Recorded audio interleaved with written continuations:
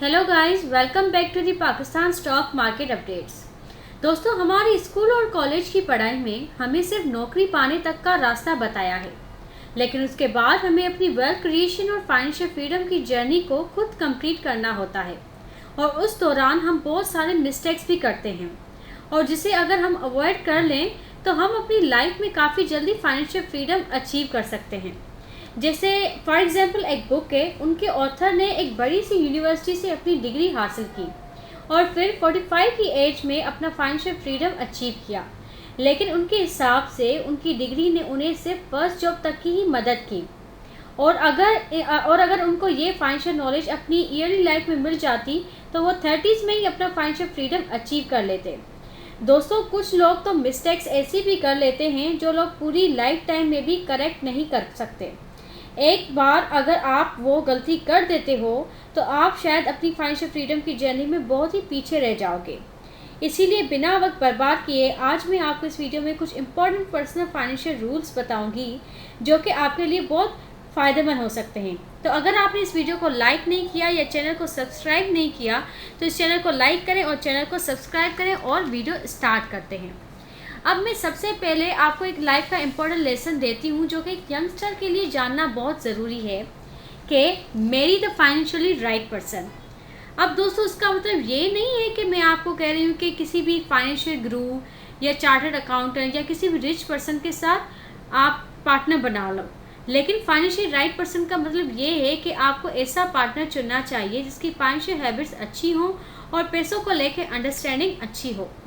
आपने दो तरह के लोग इस दुनिया में देखे होंगे, एक वो जो बहुत पढ़े लिखे होते हैं फिर भी फाइनेंशियली इतना स्ट्रांग नहीं होते, और कुछ लोग ऐसे भी होते हैं जो इतना पढ़े लिखे नहीं होते फिर भी फाइनेंशियली स्ट्रांग होते हैं क्योंकि उनको प्रैक्टिकल लाइफ में ज़्यादा इंटेलिजेंट होते हैं। तो दोस्तों, अब मैं आपको वन बाय वन सारे रूल्स बताती जाऊंगी। तो हमारा जो फर्स्ट रूल है वो है रूल ऑफ 72। इसमें ऐसे होता है कि number of years required to double your money at a given rate, you just divide 72 by interest rate. For example मैं आपको ऐसे कहती हूँ कि अभी जो कंट्री का इंटरेस्ट रेट चल रहा है आप उसको डिवाइड करो 72 से, तो आपको जो नंबर मिलेगा वो आपको ईयर्स मिलेंगे कि इतने सालों में आपका पैसा डबल होगा।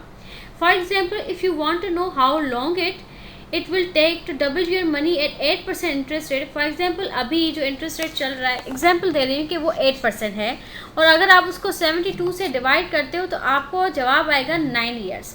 मतलब 9 ईयर्स में आपका पैसा डबल हो जाएगा। फॉर एग्जाम्पल, अगर इंटरेस्ट रेट 6 चल रहा है 6%, तो आपको 12 साल में अपने पैसे डबल हो जाएंगे, और 9% के रेट में आपके 8 साल में पैसे डबल हो जाएंगे। सेकंड रूल जो है वो है रूल ऑफ 114।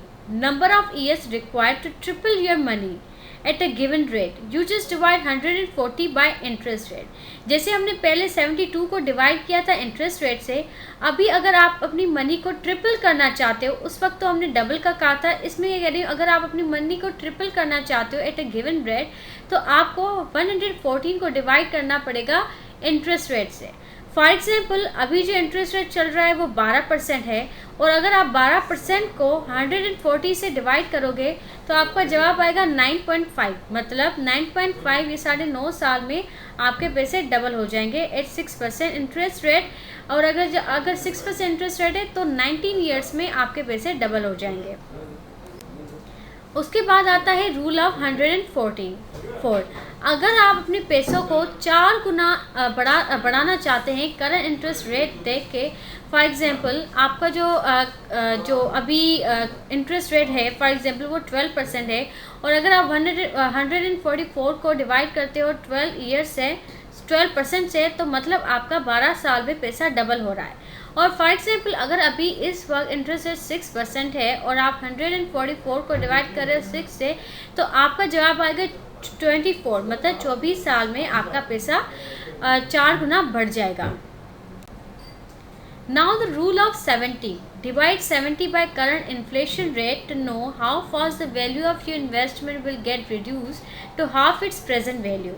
अब मैं आपको ये बताऊंगी कि अगर आप 70 को डिवाइड करोगे करंट इन्फ्लेशन रेट से, तो आपको पता चल जाएगा कि आपके पास जो अभी करंट पैसे पड़े हैं उनका कितने सालों बाद उसका पैसा जो उस पैसे का जो वैल्यू है वो आधा हो जाएगा। ठीक है, तो इसमें ऐसे होता है कि इन्फ्लेशन रेट मतलब 7%, फॉर एग्जांपल अभी इन्फ्लेशन रेट 7% है, मैं आपको ये एग्जांपल के तौर पे बता रही हूँ। और अगर आप 70 को डिवाइड करोगे 7% से, करंट इन्फ्लेशन रेट से, तो आपका जवाब आएगा 10। मतलब 10 साल में आपके पैसे का जो पैसा जो है, अभी जो पैसे का वैल्यू है वो हाफ हो जाएगा 10 साल के बाद। Now 100 minus your age rule. इसमें ये होता है कि this rule is use for asset location. अब आपको ये जो रूल होता है ये बताता है कि आपको एसेट अलोकेशन बताता है कि आपको कितना परसेंट इक्विटीज़ में इन्वेस्ट करना चाहिए और कितना डेट में।